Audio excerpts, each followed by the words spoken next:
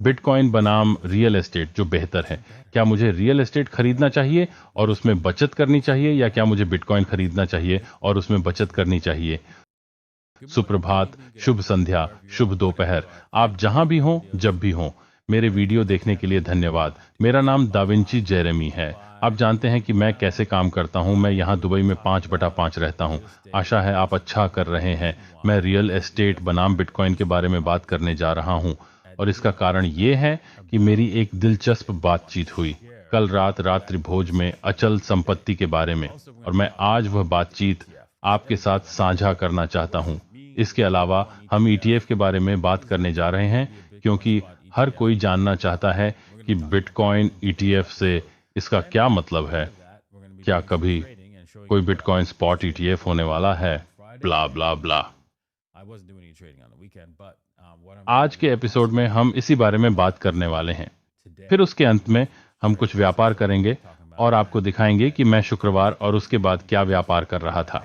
मैं सप्ताहांत पर कोई व्यापार नहीं कर रहा था, लेकिन मैं संभवतः आज भी व्यापार के साथ क्या करने जा रहा हूं, हाँ, तो हम उस बारे में बात करने जा रहे हैं। और यदि आप व्यापार में रुचि रखते हैं तो आप यह अनुमान लगाने के लिए आगे बढ़ सकते हैं कि कहां अनुमान लगाएं कि कहां। हाँ, bit.davincij15.com द्वारा, या ठीक है, x.davincij15.com या 2bit.davincij15.com लिंक नीचे विवरण में है। तो चलिए इस पर आते हैं। आइए सबसे पहले बात करते हैं एसआईसी की। एसआईसी की ग्रेस्केल के बिटकॉइन ईटीएफ स्रोतों पर अदालत के फैसले के खिलाफ अपील करने की योजना नहीं है। हाँ हाँ हाँ, ओह ठीक है, मुझे याद है कि ईटीएफ के बारे में शुक्रवार को कुछ घोषणा या ऐसा ही कुछ होना था, और मुझे पता था कि ऐसा नहीं हो रहा है। आखिरकार ऐसा होगा। यह स्पॉट ईटीएफ अंततः होगा, लेकिन यहां आए, इसका तेजी के बाजार के अंत के साथ योजना बनाई जाएगी। ऐसा क्यों? क्योंकि उन्हें कथा को नियंत्रित करने की आवश्यकता है। उन्हें बिटकॉइन की कीमत कार्रवाई को नियंत्रित करने की आवश्यकता है, क्योंकि वे जानते हैं कि तेजी के बाजार के दौरान बिटकॉइन ऊपर जाएगा। इसलिए यदि आप जानते हैं कि आप ऐसा वाहन उपलब्ध नहीं कराना चाहते हैं जो कीमत बढ़ने या समर्थन करने में मदद करेगा, लोग खरीद रहे हैं और उस वाहन की सच्चाई के बारे में अपनी सच्चाई उजागर कर रहे हैं। उस वाहन के बारे में सच्चाई क्या है? खैर, इसमें कोई भगवान का बिटकॉइन नहीं होगा। तो क्या आप कल्पना कर सकते हैं कि अगर उन्होंने अभी ईटीएफ शुरू किया तो लोगों ने इसे खरीदना शुरू कर दिया और अंततः 21 मिलियन बिटकॉइन तक खरीद ली। ये थोड़ा कपटपूर्ण लग रहा था। उन्हें 21 तक जाने की भी जरूरत नहीं थी। मैं 14 मिलियन बिटकॉइन की तरह जा सकता हूं। कुछ लोग ऐसे होंगे जिसका कोई मतलब नहीं बनता, इसलिए उनके पास वह नहीं हो सकता, और इसलिए उन्हें इसे उचित समय पर करने की आवश्यकता है। बाजार में शीर्ष पर पहुंचने का उचित समय कब है, ताकि लोग जाएं और खरीदारी करें और खोना शुरू करें और बेचना शुरू करें, है ना? चित्र को समझिए। ठीक है, जैसा कि कहा गया है। ठीक है, चलिए रियल एस्टेट बनाम बिटकॉइन पर चलते हैं। मैं समझता हूं कि रियल एस्टेट और बिटकॉइन दो अलग अलग संपत्तियां हैं। वे एक दूसरे से बिल्कुल दूर हैं। हाँ, मैं 100% सहमत हूं। जबकि एक बहुत तरल है, दूसरा नहीं है। ठीक है, इसका मतलब है कि आप बिटकॉइन तुरंत बेच सकते हैं, लेकिन आप तुरंत घर नहीं बेच सकते। ठीक है, तो यह बिटकॉइन बनाम रियल एस्टेट के बारे में कई चीजों में से एक है। दूसरी बात यह है कि किसी घर को रखरखाव की आवश्यकता होती है, या किसी भी प्रकार की संपत्ति के लिए उस संपत्ति के निरंतर रखरखाव की आवश्यकता होती है, जबकि बिटकॉइन नहीं है। फिर भी बड़ी संख्या में ऐसे लोग हैं जो रियल एस्टेट को बचत के साधन के रूप में उपयोग करते हैं, और चाहे आप इसके लिए ऐसा करें। उदाहरण के लिए, हाँ, मैं इसे सेवानिवृत्ति के लिए या डिनर पार्टी के मामले में उपयोग करने जा रहा हूं। इसे किसी प्रोजेक्ट के समर्थन के रूप में सहेज कर रखूंगा। तुम्हारे पास समस्या है। आप जैसे हैं, आप किस बारे में बात कर रहे हैं? आप इसे किराए पर देकर हर महीने आय प्राप्त करने के साधन के रूप में उपयोग कर सकते हैं। ब्ला ब्ला ब्ला। हाँ, 100% सहमत। यदि आप इसका सही तरीके से उपयोग करते हैं तो रियल एस्टेट का उपयोग व्यवसाय के साधन के रूप में, आय जनरेटर के रूप में किया जाता है। ये बिटकॉइन से अलग है, जो एक बचत माध्यम है। इसलिए यदि आप किसी संपत्ति का उपयोग बचत साधन के रूप में करते हैं तो आप इसका गलत उपयोग कर रहे हैं, और आप बिटकॉइन, सोना या किसी अन्य चीज का भी उपयोग कर सकते हैं, क्योंकि वे नहीं हैं। रियल एस्टेट नहीं है, मैं इसे दोहराने जा रहा हूं, रियल एस्टेट बचत का माध्यम नहीं है। ऐसा क्यों? यह हमेशा ऊपर जा रहा है। ये डॉलर या आपकी स्थानीय मुद्रा में बढ़ रहा है, क्योंकि अधिकांश अचल संपत्ति, अधिकांश में नहीं, अधिकांश अचल संपत्ति और अधिकांश स्थानों में, फिर से नहीं, मैं इससे सहमत हूं, लेकिन अधिकांश स्थानों में बढ़ रहा है, क्योंकि जब आप कर्ज में डूब जाते हैं तो पैसा मुद्रित किया जा सकता है। इसलिए जब आप घर खरीदने के लिए कर्ज में डूब जाते हैं, जो आज लोगों द्वारा घर खरीदने का नंबर एक तरीका है, तो आप इसे मुद्रित पैसे से खरीद रहे हैं, क्योंकि बैंक आपको ऐसा करने की अनुमति दे रहा है। इस प्रकार एक बार ये समाप्त हो जाता है, क्योंकि अधिकांश लोगों ने बचत नहीं की और घर नहीं खरीदा, काम नहीं किया, बचत नहीं की और घर खरीदा। ये घर खरीदने का सही तरीका है, क्योंकि घर एक देनदारी है, संपत्ति नहीं। ये दायित्व क्यों है? क्योंकि आपको इसे बनाए रखना होगा। तो जैसा कि कहा गया है, यदि आप अपने स्वयं के पैसे से एक घर खरीदते हैं जिसे आपने बचाया है, बचाने के लिए कड़ी मेहनत की है, या आप जानते हैं इस भाग्य का निर्माण किया है और इसे गुल्लक के रूप में उपयोग किया है, तो आप गंभीर गलती कर रहे हैं। यदि आप अपने प्रोजेक्ट के लिए ऐसा करते हैं, तो आप इसे कहां सहेज रहे हैं? मैं रियल एस्टेट के समर्थन का उपयोग कर रहा हूं। आप गंभीर गलती कर रहे हैं। यह रियल एस्टेट का उपयोग करने का उचित तरीका नहीं है। यह रियल एस्टेट का उपयोग करने का उचित तरीका नहीं है। ओह हाँ, मुझे यह अच्छा घर पसंद है, मैं इसे खरीदने जा रहा हूं और मैं जानता हूं कि यह पैसे की बर्बादी है, लेकिन मुझे इसकी परवाह नहीं है। और आपको बर्बादी की कोई परवाह नहीं है, तो फिर आपने सही किया है। आपने यह सही किया है। यदि आपने यह संपत्ति, घर, सही अचल संपत्ति खरीदी है और आप इसे किराए पर देने जा रहे हैं और इसे एक व्यवसाय की तरह मानते हैं, रख रखाव की योजना बनाते हैं, आप इक्विटी में कितना निकालने जा रहे हैं और अपने का उपयोग नहीं कर रहे हैं फंड, लेकिन बैंकिंग फंड का उपयोग करें। आप इसे ठीक से कर रहे हैं। आप यह कर रहे हैं। आप रियल एस्टेट पर ठीक से काम कर रहे हैं। यदि आप नहीं हैं, आप अपना पैसा बिटकॉइन में भी डाल सकते हैं। यदि आप इसे सहेजने की योजना बना रहे हैं, तो बस इसे बिटकॉइन में डाल दें। बस यही करो। बिटकॉइन का मालिक है, इतना ही। यही उचित तरीका है। या सोना, कोई फर्क नहीं पड़ता कि, लेकिन बिटकॉइन इसके लिए बहुत बेहतर है, क्योंकि लंबी अवधि की बचत का अंतिम परिणाम जो आपके पास होगा, वह लंबे समय तक किसी भी अन्य परिसंपत्ति से आगे निकल जाएगा। तो इसीलिए आप बिटकॉइन के मालिक बनना चाहते हैं। दीर्घकालिक बचत योजना पर रियल एस्टेट बनाम। यदि आप मूल रूप से एक निवेश साधन के लिए अचल संपत्ति का मालिक बनना चाहते हैं, जिसका अर्थ है कि इसे एक व्यवसाय के रूप में संचालित करने वाला व्यवसाय, हाँ, बिटकॉइन की तुलना में 100% बेहतर काम करता है, क्योंकि बिटकॉइन ऐसा नहीं कर सकता है। ठीक है, सब ठीक है। इसलिए शुक्रवार को मैंने यह व्यापार अपने निजी ग्रुप में किया। यह एक असफल व्यापार था, बाहर रोक दिया गया, है ना? हालांकि आप जानते हैं, बाद में यह अपने लक्ष्य पर पहुंच गया। आप मेरी प्रविष्टि देख सकते हैं, है ना? आप देखिए कि मेरा स्टॉप लॉस खराब हो गया और तेजी जारी रही। अब इस व्यापार का कोई मतलब था और यह सही व्यापार था और मुझे रोक दिया गया। और हाँ, ये वैसा ही है, ठीक है? कभी कभी आप कोई व्यापार करते हैं और ये उस तरह से काम नहीं करता जैसा आपने इसकी योजना बनाई थी, तो आपको बस इसे स्वीकार करना होगा और आगे बढ़ना होगा। यही व्यापार करने का उचित तरीका है। वर्तमान में बिटकॉइन एक ऊपरी चैनल पर है और यह वर्तमान में चैनल के निचले स्तर पर उछल रहा है, जैसा कि आप 4 घंटे में देख सकते हैं। मैं 4 घंटे में उछाल की भविष्यवाणी कर रहा था और मैं सही था। ये सिर्फ इतना है कि मैं एक अच्छी स्थिति में नहीं पहुंच पाया जो मुझे वास्तव में लाभ प्राप्त करने की अनुमति दे। तो गेंद इसी तरह उछलती है। जैसा कि कहा गया है, हम आगे बढ़ते हैं और हम अगले व्यापार का पता लगाने की कोशिश करते हैं और हम इस पर ध्यान नहीं देते हैं कि क्या आप असफल व्यापार कर रहे हैं या फिर आप व्यापार नहीं करेंगे। तो हाँ, हम देख सकते हैं कि बिटकॉइन सप्ताहांत के दौरान 4 घंटों में समेकित हो गया है और अब हम अंततः चैनल के इस निचले स्तर से बाहर निकल रहे हैं।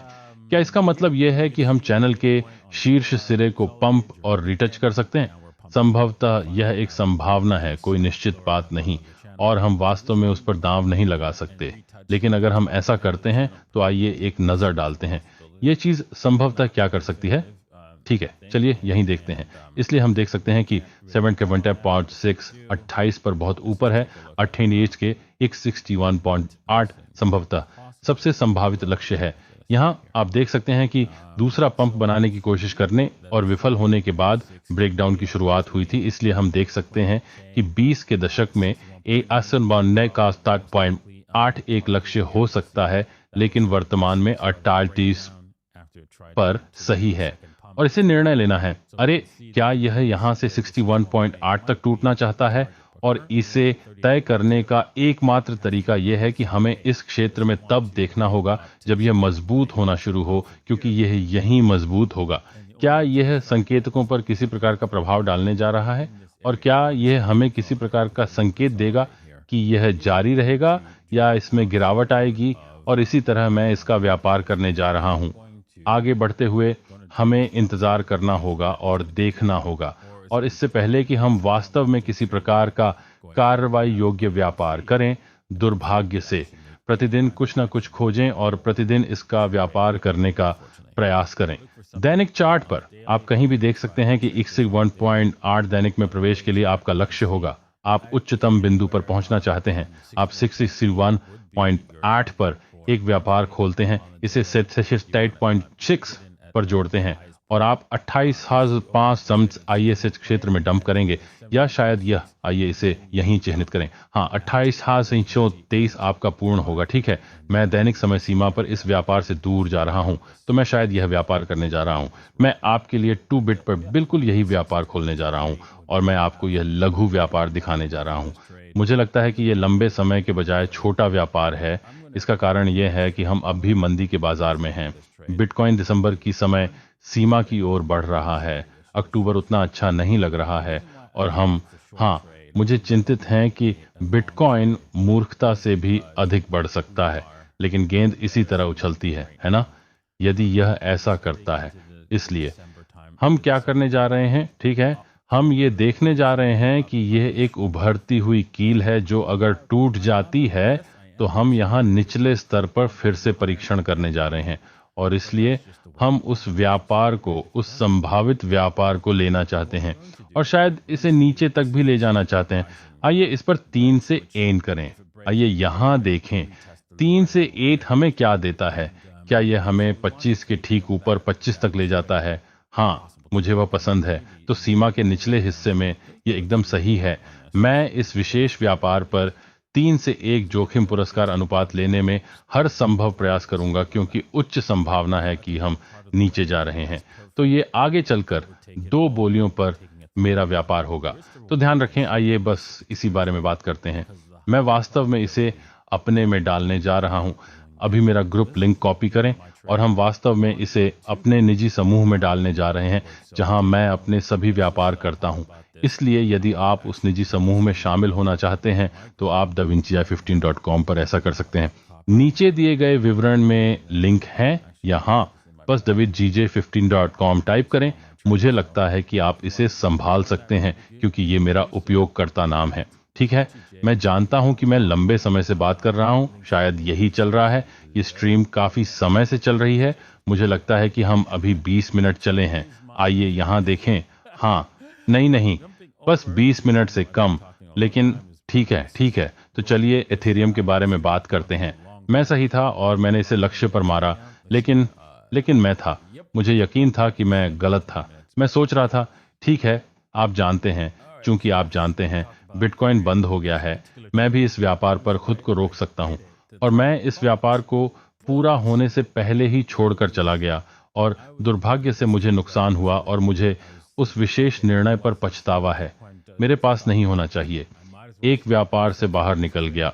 मैं जानता हूं कि एक बार जब आप कोई व्यापार शुरू करते हैं और आपको शीर्ष नुकसान होता है, तो आपको ऐसा कभी नहीं करना चाहिए। आपके पास एक लक्ष्य है जिसे आप निष्पादित करने देते हैं और आप गलती से सीखते हैं, और वह यह है, और निश्चित रूप से मैंने ऐसा नहीं किया। यह आप जानते हैं कि आप बहुत सी चीजें सीखते हैं। जब आप सीखते हैं तो आप क्या सीखते हैं?